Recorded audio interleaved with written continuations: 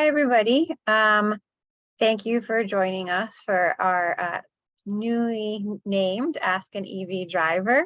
The purpose of this webinar is to have folks who own EVs answer questions for people who are interested in EVs.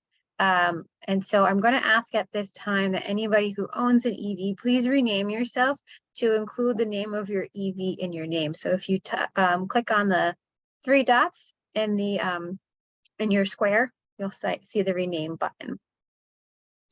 Okay, so just to introduce myself, my name is Devin Dillibro, and I am the program coordinator on the Drive Green team at Green Energy Consumers. Green Energy Consumers is a nonprofit that works in both Rhode Island and Massachusetts. It does a lot of advocacy work to speed the transition to a low carbon future, and also does programmatic work like Drive Green, where we educate folks on the benefits of electric vehicles and then provide a shopping tool for folks to utilize with some of our affiliated dealerships. So before we kick this off, I'm going to have my two colleagues introduce themselves. They will be helping me moderate today's discussion. Hi, everybody. My name is Anna. I'm the Electric Vehicle Program Director. Glad to see some familiar faces and encourage all of you to turn on your cameras if you feel like it. And looking forward to the chat today. Hi, my name is Ezra Messenger. I am the EV Program Associate, and I just started working here at Drive Green. Great. And just a quick acknowledgement, we had a little bit of a snafu that we just realized because we had a new way of inviting panelists and something got disconnected. So Glenn and Peter and Renee, I'm so sorry if you didn't get registered right away. That was a mix up on our end. But I'm going to open the floor to our EV ambassadors to introduce themselves. So once you introduce yourself, just please say your name, what car you have, and maybe a small tidbit about your driving experience. And then once everyone's been introduced, those who are EV ambassadors, we will open up the floor for questions. So Glenn, take it away. All right, I'm Glenn Ayers. I live in Greenfield, Mass, and I got a 2019 Kia e-Niro through the Drive Green program about 4.5 years ago, and have about 40, almost 50,000 miles on it, because I've taken, since we got that car, I've taken a number of cross-country trips, well, up and down the East Coast, and then also out to California and back twice in the EV, camping the whole way, and wrote a couple of blogs, which are on the Drive Green blog as well. So that's me, and happy to be here. Glenn, I'm honestly surprised there aren't more miles on your car. All right, Peter, would you want to go next? Sure. You can hear me fine? Yes. Okay, good. Hi, this is Peter Bartoloni. I move around a little bit, so I'm out of Norfolk, Massachusetts, and right now I'm up in the islands, Lake Champlain Islands in Vermont, the northwestern corner of Vermont. My wife and I, we have two EVs. We have, both of them are 2020s. One is a Model X, one is a Model Y. I've done multiple trips to Florida with the Model X. Wow. Okay. And Renee, would you like to go next? Sure. Hi, everyone. Renee Devine. I have a 2019 plug-in hybrid Mitsubishi Outlander. I was a skeptical EV adopter early, and we had an incentive at work that allowed us to get money for either a plug-in hybrid or a full battery, and I wasn't ready to take the dive.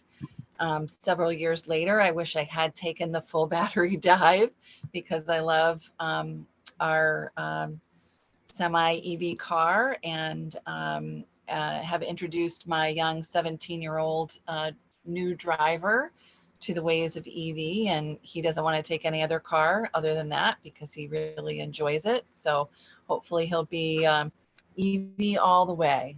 But happy to be here and share our experience as we enter the new world of electric vehicle transportation. Awesome. Now, is there anybody else whose name I haven't called who has an EV? Okay. All right, so now is the time to ask questions. So you can either unmute and ask questions, you can put them in the chat, whatever your heart desires.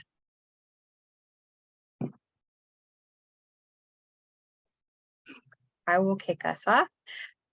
So Peter, as our Tesla representative, how do you feel about all the different partnerships that Tesla's doing for charging? So all the NACS stuff. Little bit of trepidation, but I think it's good for the country as a whole. I think for anybody that's buying a new EV, that's got to be in the top 5 of your concerns, because the other charging networks are just not there yet. There's so many problems. But I'm comfortable. I just hope that they roll this out smoothly and it doesn't create conflict for any people using the network, and also for us who have been using the network. But it's the best part of a Tesla, believe me, in my mind. It's one of the top 2 things to getting one. And that's the charging network.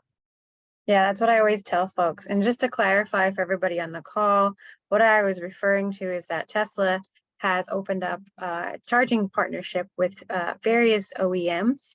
So GM, Polestar, Volvo, Rivian, and I forget the extent of the list. And so what that basically means is that if the manufacturer has partnered with Tesla, those cars starting in the spring can start using Tesla supercharger stations with an adapter. It will be free for some manufacturers. So like some manufacturers will give it out for free to folks, some won't. And in 2025, those manufacturers will start coming with the Tesla port, which is now called the North American Charging Standard port, installed in their vehicles, so you can charge at any of the Tesla supercharger stations. And Renee, I saw you had your hand raised. No, hopefully I was just clapping to say I was very happy to see that Tesla was opening up the network, and also that there was an announcement of 7 other OEMs that have come together to launch their own network. I think it does a lot to ease the concern. We hear a lot about range anxiety, and understanding that there really are chargers available. It's just a matter of getting in a habit of understanding what tools to use to find them. Understanding, whether you have to have an app specific to that charger. And I'm hoping that will change as we grow in this industry, that we get a little bit more standardization around accessing the various different tools. But so I was just clapping for that. Yeah, it's definitely a step in the right direction, and that separate like OEM partnership that's different from Tesla, that they're going to be building more charging infrastructure.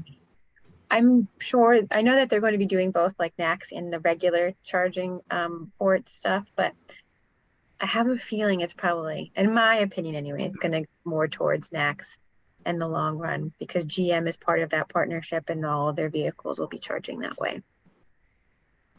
Okay, so we have a question in the chat from Barbara, and this question is for Glenn. It says, I'm looking into a Kia EV6. What is your opinion of the charging network? Did you ever run into issues while taking your longer trips? So no, I'll say on this last trip, I got back at the end of March, left near the end of January. We were on the road for 61 days, nights, and we charged about, I can't remember if it was about 70 times. And 40% of the charging we did at campgrounds where we were sleeping in a tent.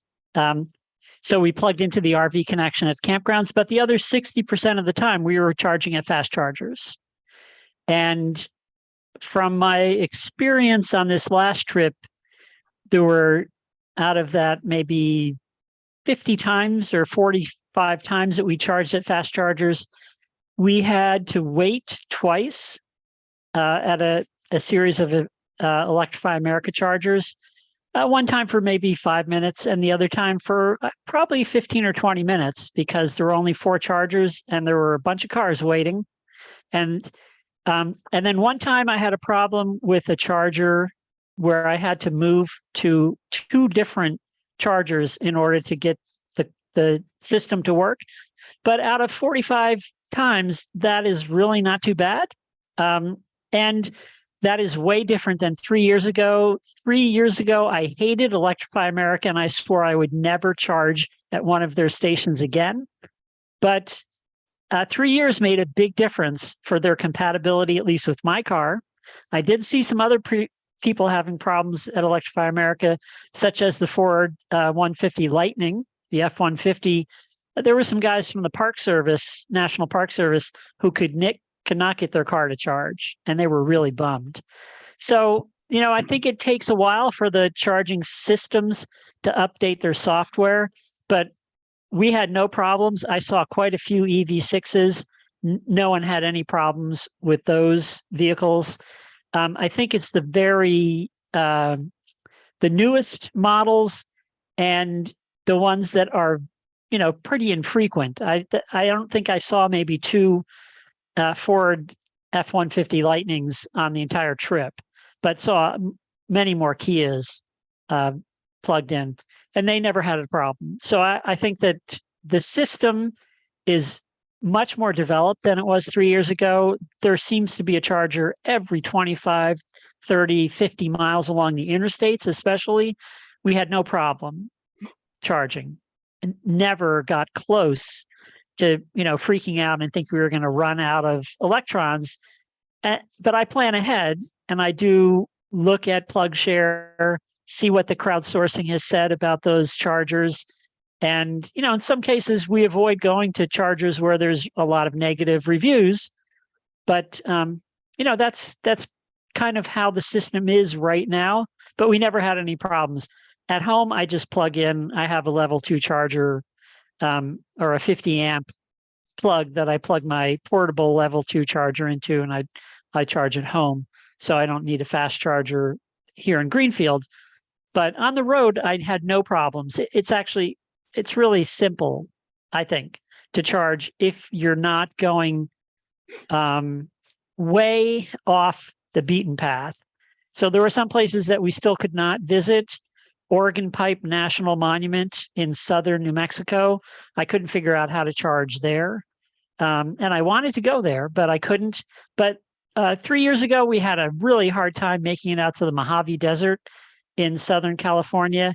This time, there's a charger about 10 miles away from the entrance to the Mojave Preserve, an Electrify America charger. And it was free. I don't know why, but I charged there several times, never got a bill for that. So maybe something wasn't working right, but it was great. And so I think it's just becoming a lot more easier especially to take a long trip cross country. I really had no problems. The only thing that I'll say is my car now is getting, it's not old, but it is not the newest technology. So the maximum charge rate that I get is about 75 kilowatts. But the newer, like the EV6, the newer cars will charge twice as fast or more than I can charge at the same charger. So, that's also improving the ability to do long distance trips because you don't have to sit there for a half hour. You can pull in and charge in 10 or 15 minutes and make it to the next charger. Really, you could charge for 10 minutes and make it to the next charger without any problem. So it's a lot easier to keep your charge rate high if you're in that part of the charging curve on the car because there are so many more chargers available. So just a follow-up question, Glenn, for those who are new to charging apps. So besides PlugShare, do you use anything else? Yeah, so I do use a better route planner because that kind of has some functionality that Google Maps doesn't have. or that PlugShare doesn't do as well as a Better Route Planner. So you can put in multiple stops. You can put in your whole trip actually in a Better Route Planner. So that I like that app as well. And then for different networks, so I'll look on PlugShare, see what the network is.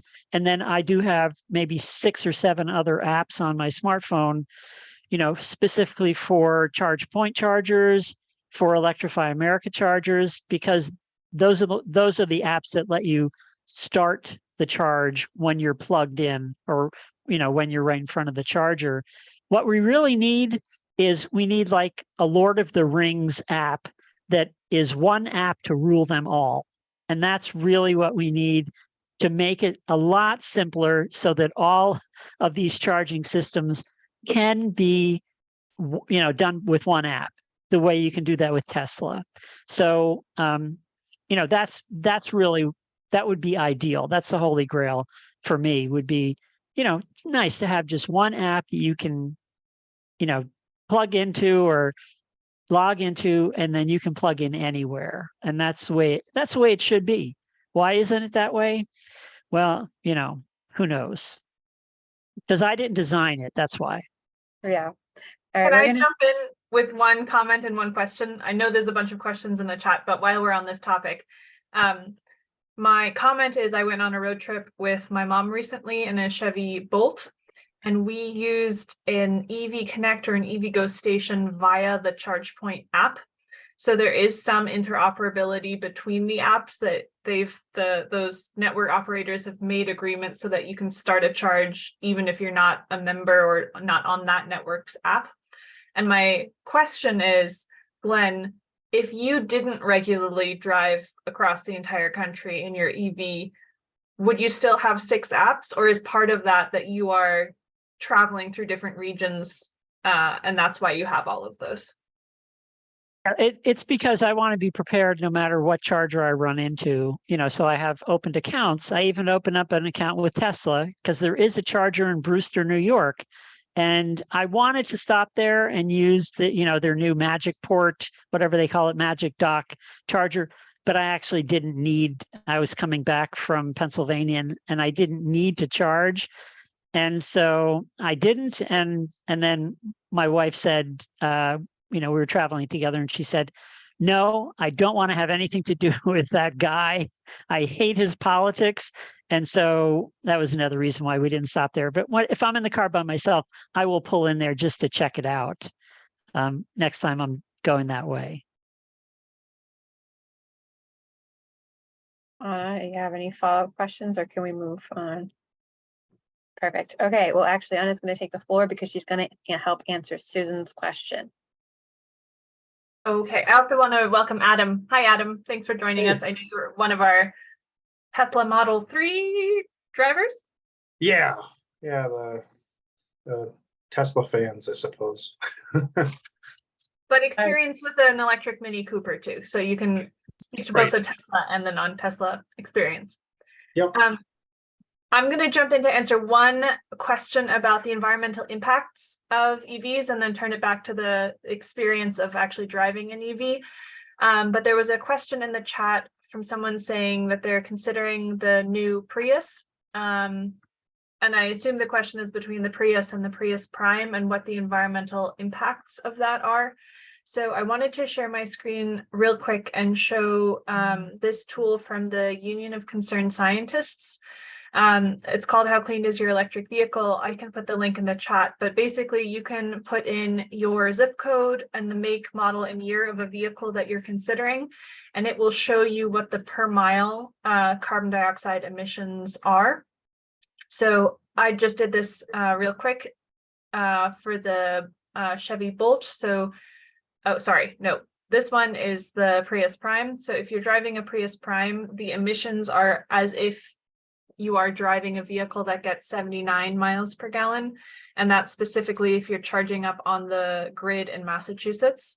And in comparison, the national average for vehicles is 31 miles per gallon. And if you're looking at an all-electric vehicle like the Bolt, you get up to 122 miles per gallon in terms of the emissions. So this is a great tool to play around with. It does take regional data, but depending on where you live in Massachusetts, your emissions might actually be lower than this if you participate in a green municipal aggregation program or have local renewable energy through our green powered program. Your emissions are even lower than this. And that's one sort of common misconception about EVs. In New England in particular, there's very clear environmental benefits. And I'll put in the chat also a link to a blog about the life cycle emissions of EVs, because I know that's another question too. So I just wanted to share this resource real quick and then turn it back to you, Deb. And Hold on, before you stop sharing your screen. So is there an option to choose the most recent Toyota Prius Prime? this Because, is the most recent that they have available. okay, so I want to point out here that these numbers are actually going to be even better for the 2023 model year, because this is when the Prius Prime only got about 26 miles of electric range, and now it gets around 40. So the Yes. numbers will be different. So you could potentially do all of your like errands and daily driving on that like small electric range. That's a Which very good point. actually brings me to Renee to ask, like, how often do you think that you actually drive using gas? Like, do you primarily drive on electricity? What's it like? Yeah, so I've been fortunate, I guess, right, it's all relative since the pandemic to work from home. So I'm basically in my vehicle 100% electric. I live in a small suburb outside of Albany, New York, Clifton Park. So school is, a few miles. All the grocery stores are a few miles. So for the most part, my vehicle is 100% electric. And even if I have to drive to the office, my car's on 2019, so the battery's very small. I can get to the office. We have charging stations at work.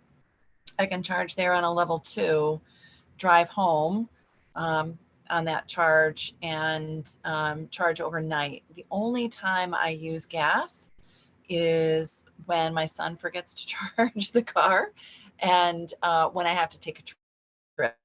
And then, I'm pretty, I try to be very conscious about, saving my battery while I'm on the highway. And then when I'm in the local areas, using my battery when I know I have access to charging. So my vehicle only has 30,000 miles on it. So since the pandemic, we really haven't driven anywhere. But locally, which is the majority of my driving, like 90% of my driving is locally, I'm 100% electric. Awesome. Yeah. Okay. Follow-up question from me is, now that you have a plug-in hybrid and you're like, you kind of want an all electric, what car are you looking at if you were in the There's market? so many choices. There's so many choices. I feel for people who are trying to dip their toe in the water, because these cars are expensive, right? And you're trying to do the comparison, and then you're trying to understand reliability. You're trying to understand a lot about the vehicles. I love the Kias, right? But then I'm also like, well, I want the incentive from the Inflation Reduction Act. So I'm about 3 years from my next vehicle. And I'm hoping, this year, next year, and the year after, we're going to see some really dynamic changes in the battery chemistry. I don't know, I'm hopeful. But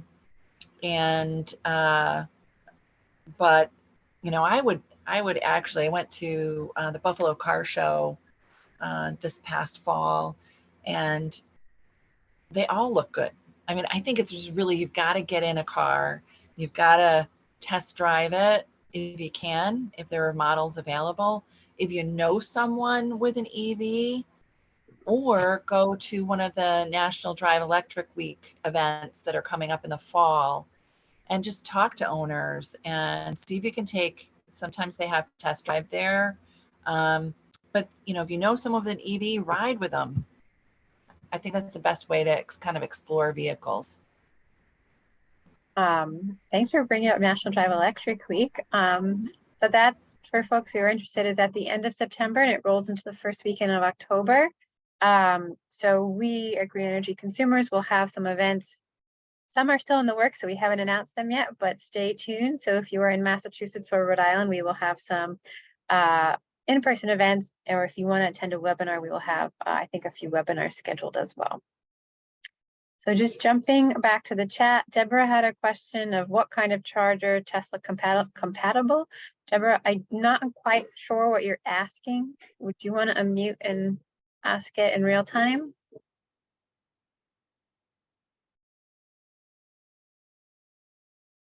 There you go. So I'm just beginning to look at all this. I have driven a Kia, driven a Kia, but and I'm having an electrician come out and look at putting in a charger for me.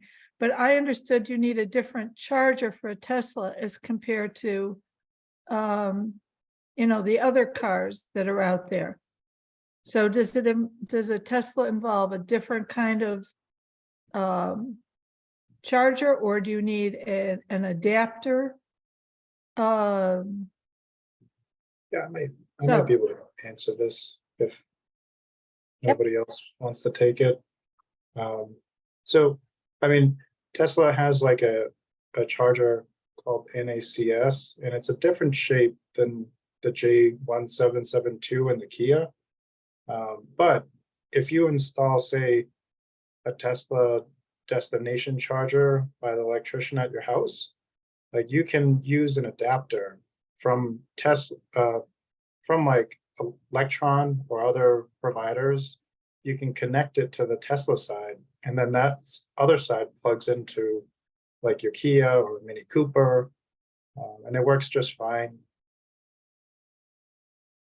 So what? Oh, go ahead, Adam. Yep.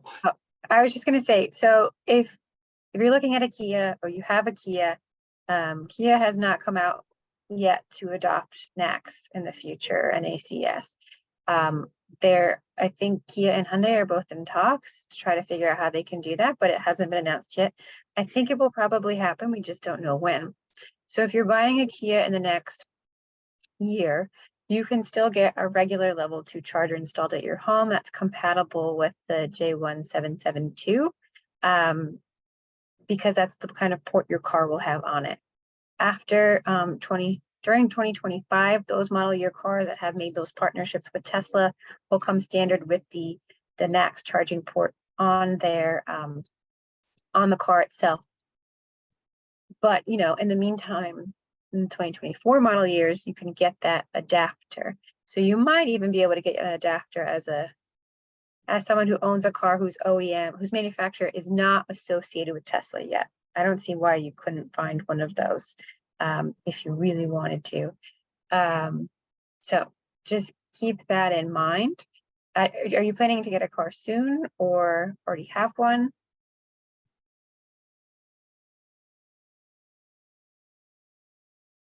I have a Honda SUV. I don't need a car as big anymore because I've retired. So yes, I'd like to get one soon. Okay. So I'm looking at, you know, all the options to get my get it hooked up in my garage. But of course, I'm looking at all the other things available too. So like I said, I'm just starting this journey. Glenn, you have something to add to the? Yeah, I'll say what I did for my level 2 charger is I put in a NEMA 1450 plug, waterproof outlet, and I ran a 50 amp circuit to that. So essentially, usually when you're buying a level 2 charger, you can either buy it direct wired or you can buy it typically with a NEMA 1450 plug that you would just put into that outlet. And whether you mount it in your garage or mount it outside, it doesn't matter. You're plugging it into the same outlet. So, I would say that cost me around $300 to buy the wire. Copper wire is very expensive right now, and you have to have some pretty thick wire to run a 50 amp circuit. So I bought a circuit, I bought the wire, and I bought the outlet and the box and everything. And it did take me a little, there was some effort involved in pulling that wire through the beams, drilling holes and things. But if you're fairly handy and you watch YouTube, you can do that. Otherwise, you can pay an electrician, which most people would probably want to do. And that's also something that will be covered by the Inflation Reduction Act as well. In some cases, even if you have to upgrade your service to go from 100 amp to a 200 amp service for your house or apartment, that's something that will also supposedly be covered by the Inflation Reduction Act. So these are all things that you can consider, but putting in a NEMA 1450 plug would allow you to plug in really any kind of a level 2 charger into that plug, whether it's Tesla or the other level 2 charger, the J17 whatever it is plug.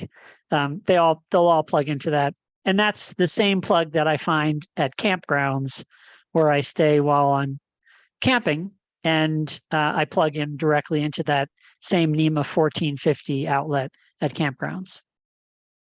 Thank I'll you. jump in here briefly to say, if you, like me, hear NEMA 1450 and go, oh my God, what the heck is that? Do I need to become a master electrician to get an electric car?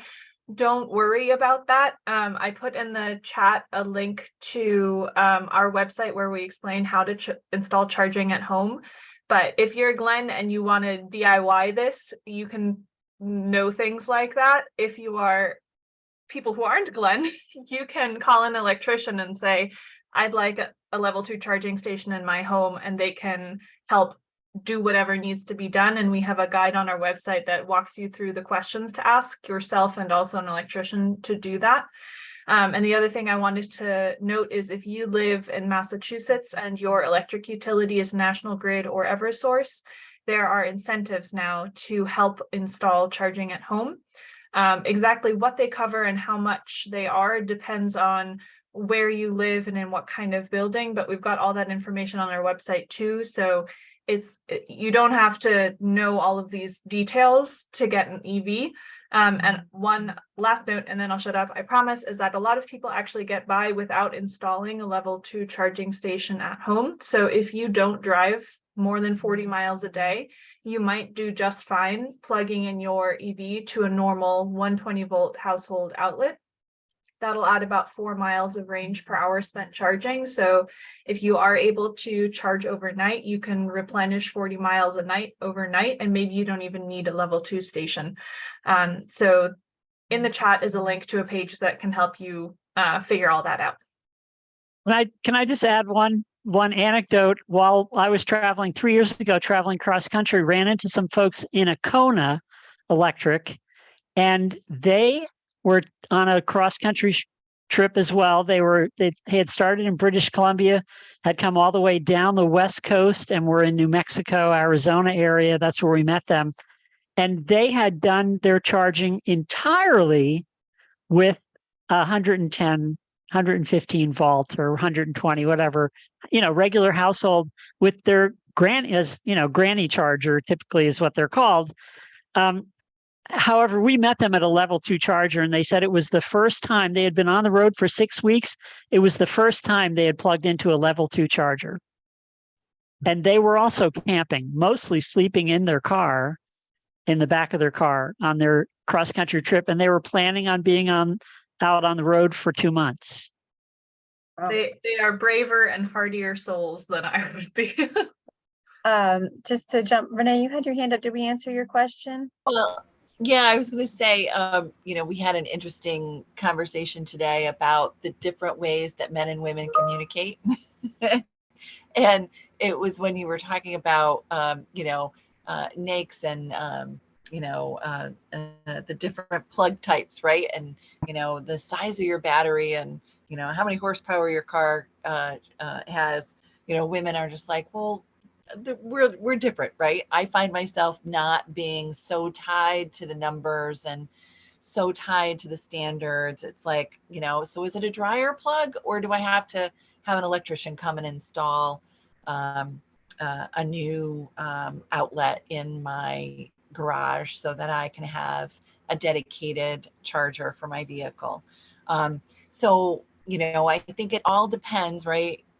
How techie you want to get, because you can get very techie with this stuff.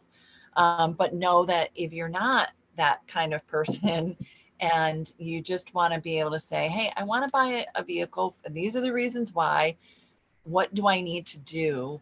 Utilities offer great resources, as does Green Energy Consumer Alliances. And there's so many blogs. I saw a ton of them in the chat, where you can just spend a couple of days just like kind of looking at people's blogs and get enough information to be able to take the next steps.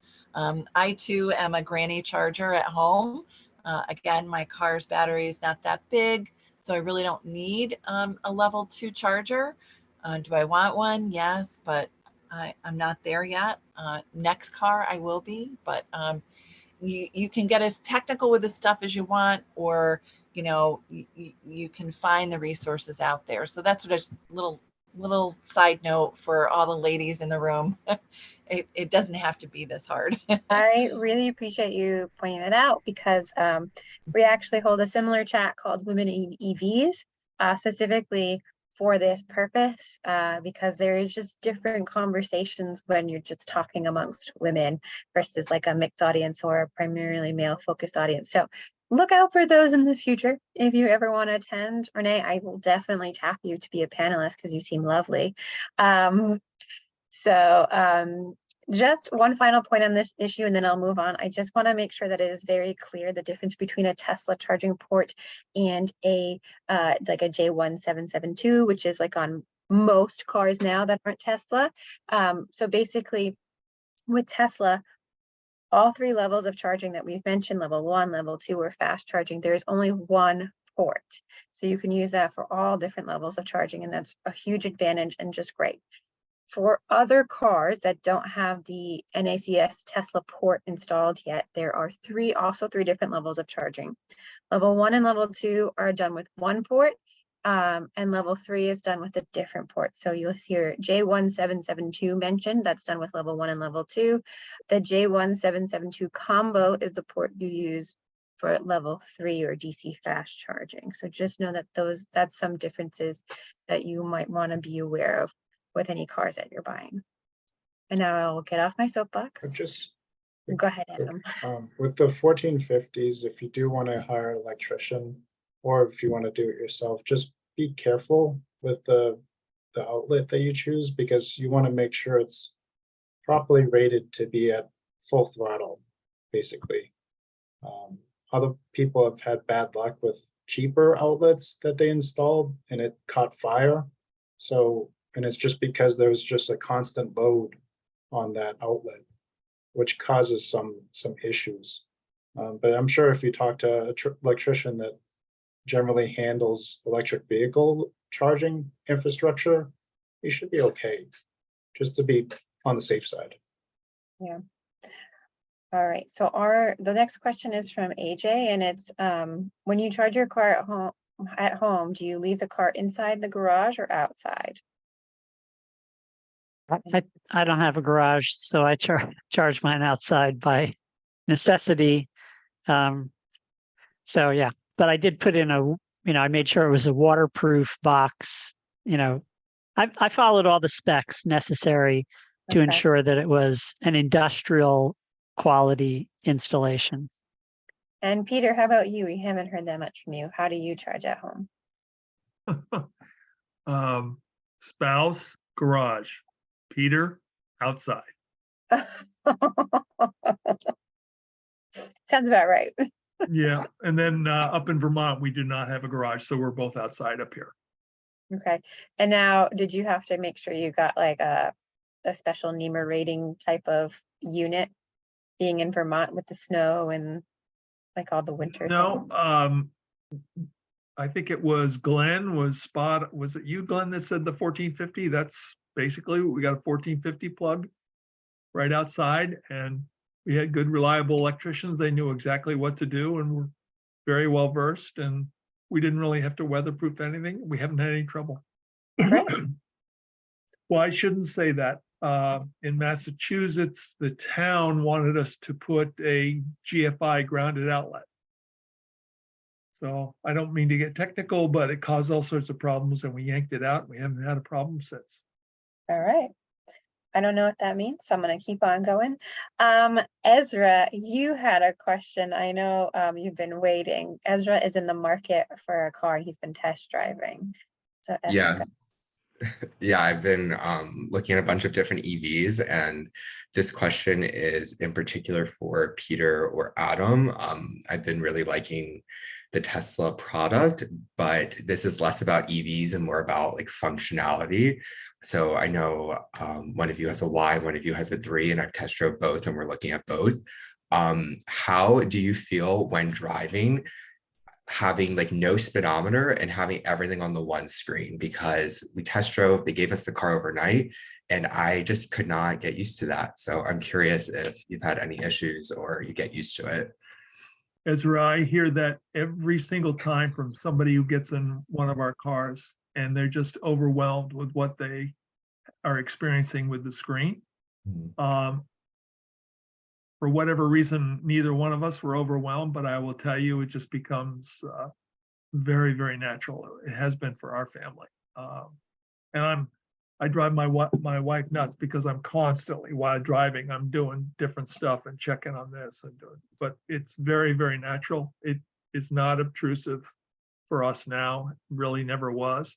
Some people, it can be overwhelming for sure. And they may not ever get over it. Just, it's a personal choice. do you think it could be like unsafe? Because it's not like you can just like turn the speakers up or do whatever with like something that you can feel. You have to like actually look at it. Well, the volume you can control from the knobs. Yeah. So that's fine. I mean, most of your critical controls are right in front of you and at finger's length. And a lot of times you do get used to it though. Like I don't think the speedometer is any bit of a worry. You get adjusted to it pretty quickly. I think a perfect example is Mini used to be in the middle too. Back in the day, they used to have a middle speedometer and that was it. And it was just this large dial in the middle of the car. I don't know if anybody remembers that.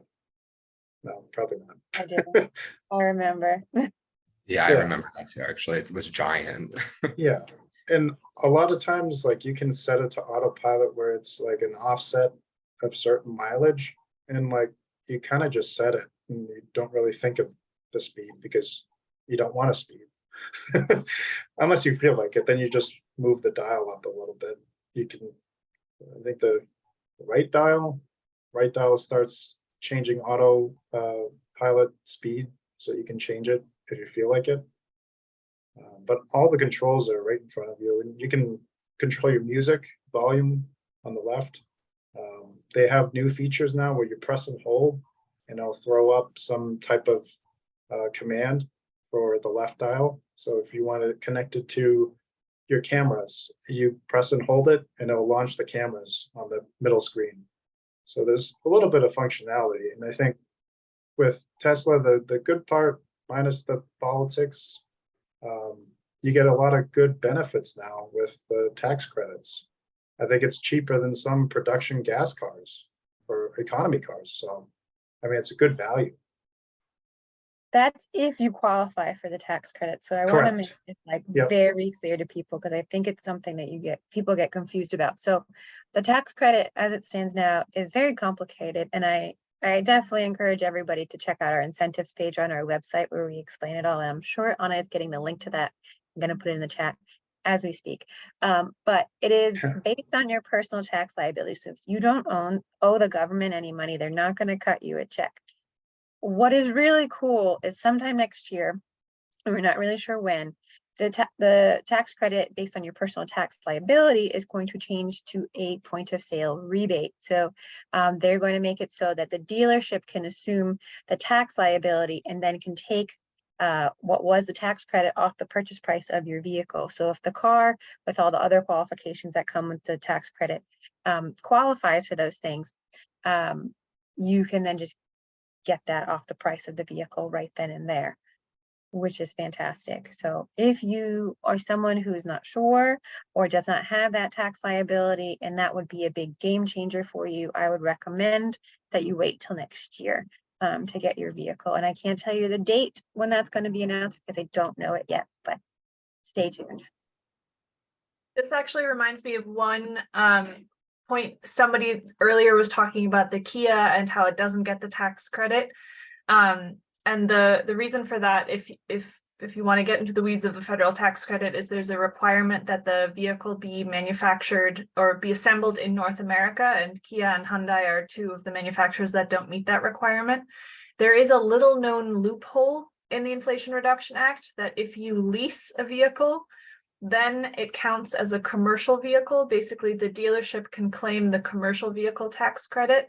And some, but not all, manufacturers are passing that on to consumers in the form of lower lease payments. So you might be seeing, I think it's VW is advertising the ID4 as having a $7,500 like lease rebate. That's just the federal tax credit that they're repackaging for consumers. So if you have your eye on a vehicle that doesn't qualify for the federal tax credit, if you purchase, it might be worth considering leasing, because that manufacturer may be passing the value of that tax credit on to the consumer. So that's just a quick heads up if you are in the market. And if you decide to do that and you want to buy out your lease after 3 years, there is now a used vehicle tax credit. And since you've never actually owned the car,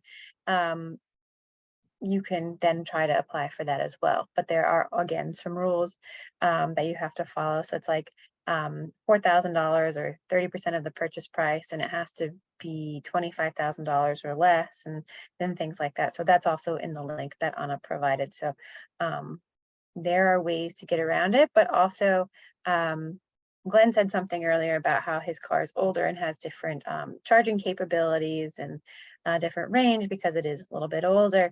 A lot of people who are new to the EV space or just EV enthusiasts in general really prefer to lease because the technology is changing so quickly and the ranges are getting longer for different vehicles. So leasing is definitely a good option for folks. All right, we have about 10 minutes left. Does anybody have any burning questions? And while I wait for your burning questions, I will ask Ezra a question about all the cars he's considering in his, EV journey. So Teslas, like I said, I've been to a few Hyundai dealerships and I have not been able to see a single Ioniq 6. They only have Ioniq 5 so far. So I don't know if I will like that or not. I also test drove the BMW i4, which I loved. And we also want to see the Volvo C40. So I've not test driven that yet, but a little larger. And I like the utility of an SUV. So You don't want the Ioniq 5 at all? not the biggest fan of the styling. Yeah, it's a hit or miss on that. I think Yeah. some people love it, some people hate it. And I personally like it. I like the retro looks and all the pixels. It kind of seem cool to me, but I'm sure like that doesn't last very long too. I don't know if it's a timeless design because it's still pretty novel. Yeah. I personally am a big Ioniq 6 fan, and I've been trying to persuade Ezra to get one because I love it so much. It kind of looks like the old Saabs a little bit in its body styling, and it just rides like a dream. So if he gets one, he's gonna drive me all the fun places. Okay, I promise if I get one. So I have a question for Devin. Is this okay for me to ask it Yeah, of course. Go ahead. I'm asking you because you mentioned the Chevy Bolt, and that's the car that I would like to purchase. And can you give me some advice as to how to like begin that process, because I don't know whether I should, I was going to make an appointment to test drive one. I know that I can go to your website, the Drive Green section of your website. But what advice would you give somebody who's going to try to purchase a Chevy Bolt by I don't know, I guess November or so, whenever they stop manufacturing it this year? Okay, so let me just follow this up before I do my big explainer and ask, when do you need a car by? Like, is this The like end of the year, the you end need of the one by the end of the year? Okay, so I'm writing a blog about this. It's going to be published this week.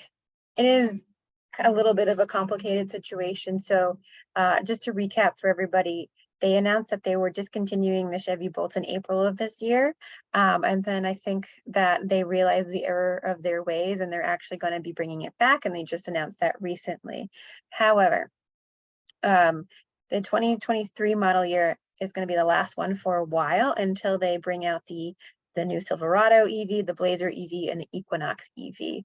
And part of the reason for that is GM is going to put all those cars on the new Ultium platform, which is a difference in batteries, which actually is a 40% reduction in price. So you'll see better price points for these vehicles than maybe they're anything that's comparable. And they just have like better over-the-air software upgrades, which is something that the Bolt doesn't have at this moment. We recently worked with the North Quincy Auto Academy to get them a Bolt, and we placed an order in January, and they just got word that they got a Bolt like a week ago. And that was only because someone decided they didn't want the Bolt that they ordered. So I want to stress to you, because I've called some Chevy dealerships recently, and they have stopped taking Bolt orders because they have such a backlog already that they don't necessarily want to have more orders go unfulfilled. So what I would say is you can order one, because the next order cycle opens on the 17th of this month. And it's going to be open for a few weeks. So you can order one, but I wouldn't like think that you're going to get one like 100%. You might not get it even if you order it. So I just want you to make sure that that's in your head, that like you might not get it even though you've placed this order, because they are stopping production of Bolts in November.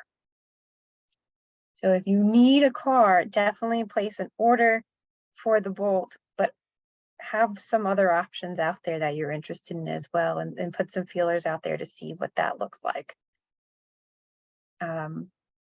Does that, I know it's not a great situation right now, but they're supposed to be coming out with the new and improved Bolt sometime next year or the year after, which I know is not great for your situation because you're looking for the end of the year.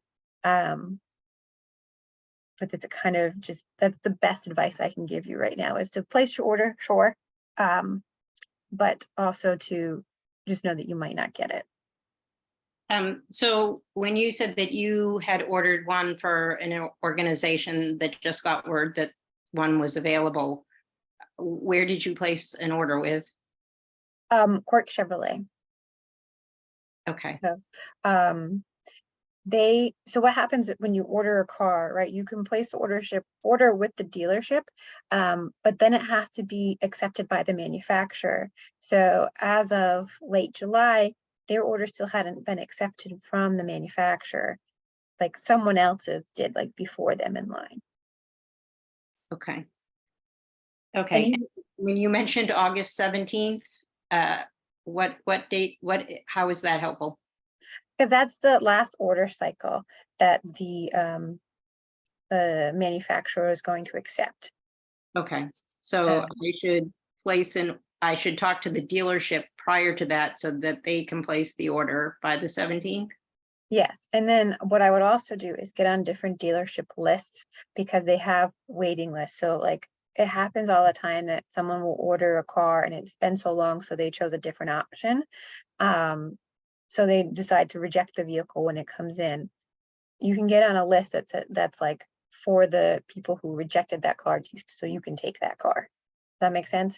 Yes, it does. Okay, Okay. And again, that's just by calling the individual dealerships and saying, can I go on a wait list if a Bolt comes in and it gets rejected? yep. Okay. All right. So that's helpful. And the other question is so if I need sounds like I need a plan B. Is it appropriate to ask you if you can recommend an EV kind of similar price range or capability? So that's a real problem that I ran into recently. So I was trying to look at different options for this particular customer. The Hyundai Kona is something that's a little similar in pricing, but it's a little bit more than the Bolt. I think you will get one a lot easier. The only thing is there's not a ton on the lots right now because they're focusing more on the Ioniq 5s and the Ioniq 6 for production, but I still think you'll be able to find one. I would not get a Nissan Leaf. Personally, I would not get a Nissan Leaf. They don't have enough range. It is in that same price point, but they don't have enough range. I don't like how their DC fast charging works. I just wouldn't get one.